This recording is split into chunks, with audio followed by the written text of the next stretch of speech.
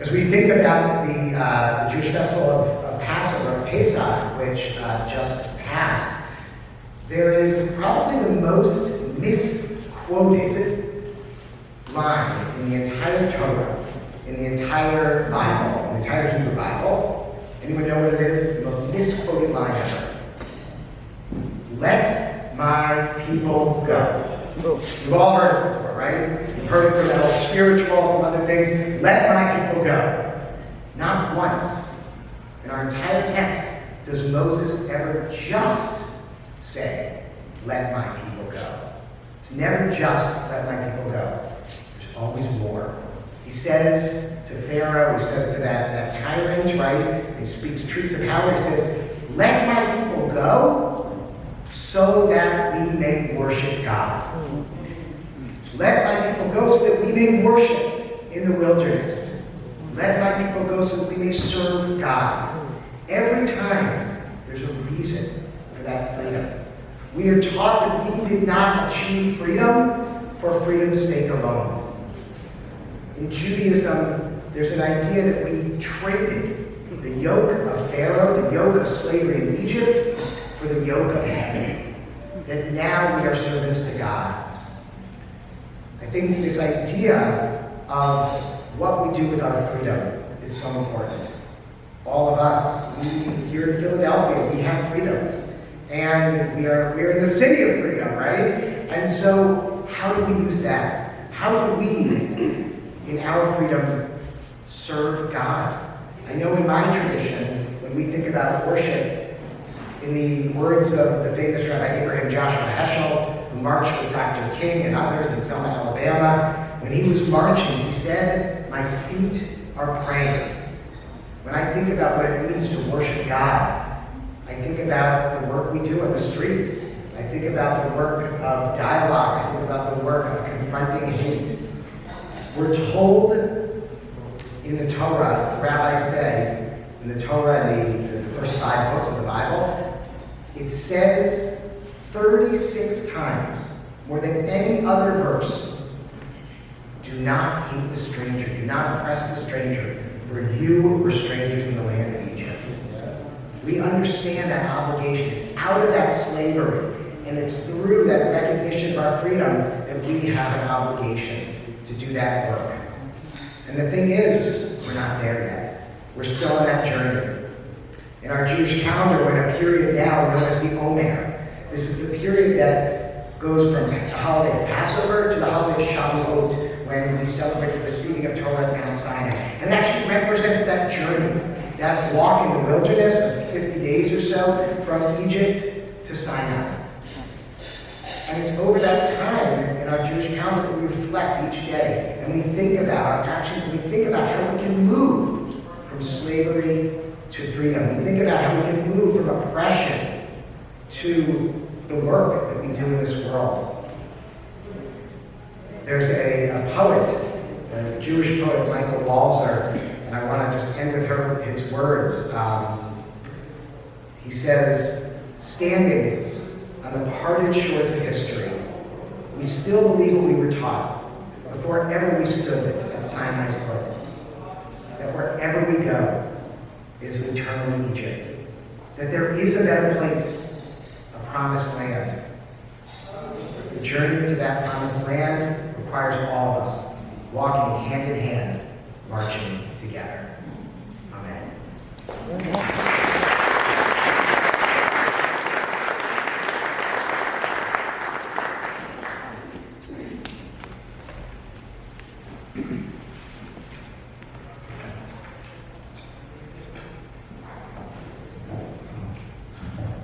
In the name of God, the most gracious, the most merciful.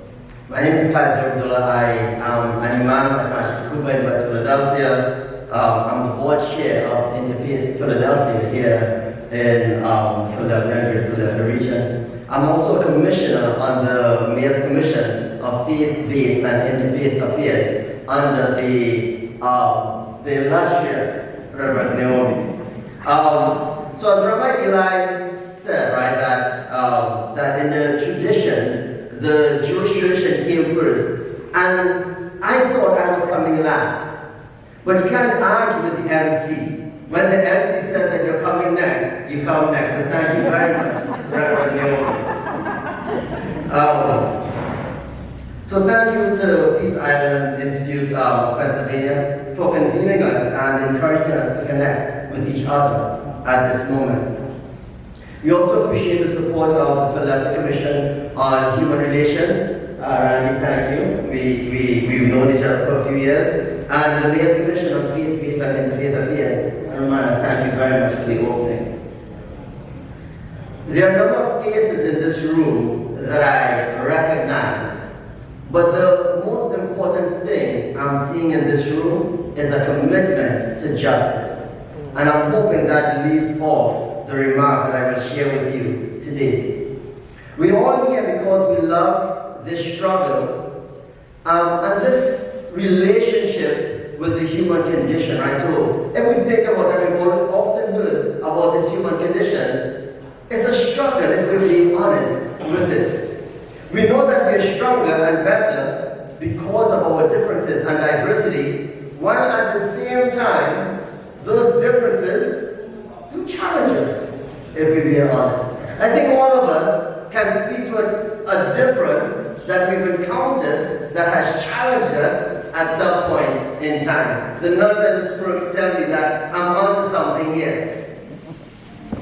We're here because each one of us, in our own way, is committed to elevating the individual and collective human condition, while finding our own way through the challenges of our own internal human condition and the human condition of others. It is in this diversity that we find both a blessing and a challenge, that we find the opportunity to transform ourselves and the external world around us. Ramadan itself is about transformation and elevation of the human condition. That transition works, right? I think it works. Ramadan fasting, it's so that it was prescribed to us, and it was prescribed to those before us, meaning the Jews and the Christians, so that we will learn this idea of God consciousness. And my friend Rabbi Freedman spoke about the freedom of the Jews from Egypt moving towards this idea of worshiping God, right? This idea of God consciousness, and this is where we find some of those connections. It is this connection to the divine that all of our communities strive for and search for. All of our communities, in some way, shape, or form, have different forms of fasting. Our consciousness of the divine often centers around things that we add and regulate, and that's what fasting does. Fasting gives us a chance to add this consciousness of God, but regulate some of the things that at certain points in time are very okay for us to participate in. As someone who grew up as Catholic at one point in time in my life, I personally experienced many years of Lent. We would regulate our intake of certain things, meat in particular, during the Lenten season. And as I understand it, as I recall it during my time, because I also come from Trinidad, and if anyone is familiar with Trinidad, we have these 2 days called Carnival. And if you know what Carnival is like, you know what I'm talking about, right? But one thing happens right after Carnival, and then Carnival Tuesday, Ash Wednesday. And Ash Wednesday is that moment of renewal. You've done whatever you did, Monday, Tuesday. We leave that there. And then, as a Catholic, on Ash Wednesday, you go and you begin that period of renewal, that period of reconnection. And this is what I remember from my time growing up. The way Muslims observe Ramadan varies by religion, culture, family, and individuals. In some cases, we invert the night and the day, we dress differently during the month, we increase our worship, we increase our symbols, we increase the way that we ourselves connect to God and to the divine. The pre-dawn meal is big for some and very small for others, and there is no one way that it's celebrated, but there is a diversity within the collective. Our holy periods are centered on renewal. You've heard many times reiterated that we had the convergence of 3 sacred periods: Passover, Easter, and the fasting in the month of Ramadan. This convergence reminds us that all of these traditions have this idea of renewal built into them. When Ramadan comes around, it gives us a renewed way of looking at our relationship to the Almighty and to each other. We engage more, we give more, we sacrifice more, we accept more, and we try more. Lenten Easter is about renewal. We start with Ash Wednesday, I gave you what can't already. Then the fasting, then the belief in the crucifixion and resurrection. And this is a renewal of the connection and the commitment. It is so entrenched that is symbolized in some traditions by the symbolic consumption of the body and bread of the body and blood of Christ. Right? That this reconnection and this recommitment happens over and over again. And going back to my tradition, this idea of confessing and then making that connection. So renewal is a big part of it. If I understand correctly, Passover is also a certain form of renewal. There's a cleaning of the legal products from the household, a complete cleaning that some individuals go through. And then there's this reminder of this fight for justice and transforming or moving away from injustice so that we can renew our commitment and our focus on God and each other. This idea of reconnecting and recommitting is part of that renewal. It is this renewal and this connection that sets the stage for how we can live and interact with each other right here in the city of Philadelphia. We do not need the major things, it's the small things that we need. It's the act of the civil servants who are with us today, the small decisions that are made that have big butterfly impacts, that impact how we live our lives right here in the city. There can be no real renewal if it is not rooted in justice. Justice must be our goal, and it must also be embodied in the process. In our tradition, and I feel like I'm going on a bit long, so I'm going to start wrapping this up in 2 minutes. In Islam, there's this concept that it's not the big things that we need to worry about. It's the small, consistent things. So as we create these relationships with each other, this is what I want to lift up for us. It is good that we're able to come to City Hall, have good food, and have a big thing. What are the small, consistent things that we're going to do when we leave here? What are the people who will reach out and say, hey, how are you doing? How is your family? How was your day at work? Hey, we're having an event at our place. Can you come visit us? Or when is your next event? I'm going to come visit you. What are the small, consistent things that we're going to do to build the relationships that we have? And I think I said an amen in the back there, so now I'm juiced up. Now I'm really, really juiced up. For many Muslims, still as they're fasting, so thank you for joining us in this moment. For many, tomorrow is a celebration, the day of reflection, it's a day of Eid, and it's a day of realizing that by the grace of the most gracious, that we're here once again. We're here to be each other's role models in the flesh, and if we make that commitment to elevate the human condition, there's something for each of us to do. There is something for each of us to do, no matter how small or insignificant we might think it is. I can guarantee you that it is significant to someone. So to those of us who are fasting, I pray that the Almighty gives you the strength to continue in the last 10 minutes of the day. You're almost there. May He give us the fortitude to build on the things that we have tried to develop in these last 29 days of recommitment to our connection with Him. May He give us the fortitude, and may He give everyone the fortitude to continue to strive for the things that we want to see emerge in the city. May He give us the courage to stand up for the underprivileged and the marginalized. May He increase us in the resources that we have so that we can be the change agents that we want to see. May He reward all of you who work for His pleasure. May we support each other. May we love each other. May we care for each other and come to each other's aid even when we are not directly asked. May we be enriched by our sacrifices, and may we find balance in this life. May we be enriched by our pursuit of justice. This is not the end. This is the renewal. May be blessed and may be successful. Amen. Thank you.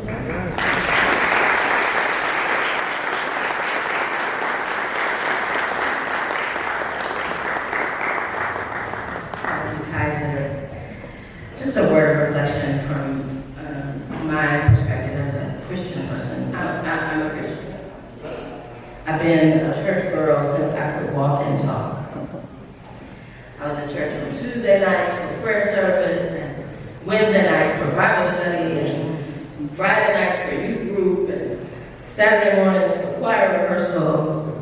I grew up going to sunrise service on Easter Sunday morning. They don't do sunrise services anymore, do they? 6 a.m. They're bright and bushy-tailed. I have much of the Christian sacred text memorized. I know the rituals and liturgies of Christianity well. And then I went on ahead and became a Christian minister, ordained, called the Reverend. I've preached sermons and taught Bible studies and led choir rehearsals and spoken prayers at protests and congressional hearings and worship services. I love the roller coaster of the Christian liturgical calendar, from Pentecost into Advent, into Epiphany, into Lent.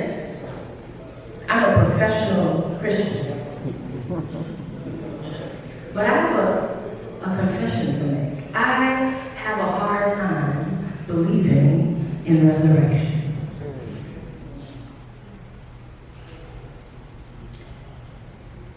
Don't keep me out. I have a hard time believing in the resurrection because I often feel like I'm living in the valley of dry bones, the one that the biblical prophet Ezekiel talks about. I feel surrounded by dead things. I don't know how you feel about it, but every day, every hour, it seems like something else is dying.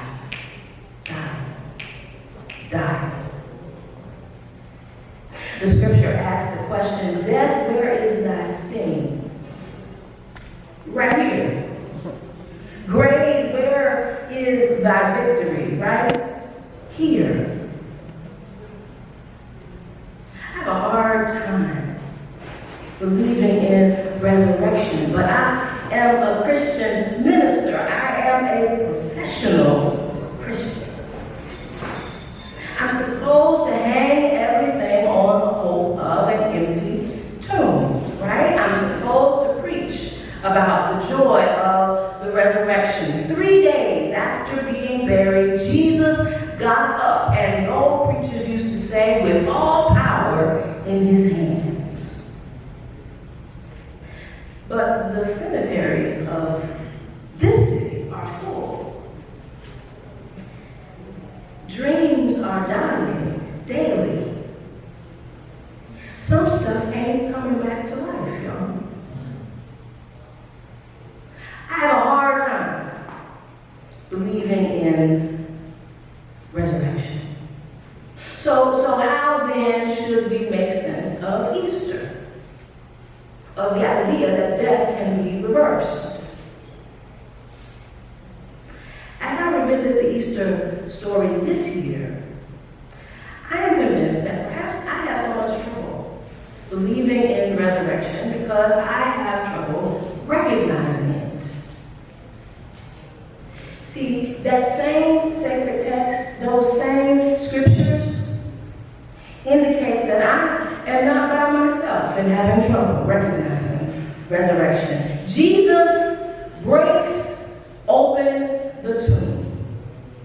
The text says, and he goes to hang out with the people he had been hanging out with, people who know his name, people who know what he likes to eat, people who know how he gets cranky when he's tired, people who know him, recognize him, are familiar with him, and yet, after he resurrects, his friends know who He is.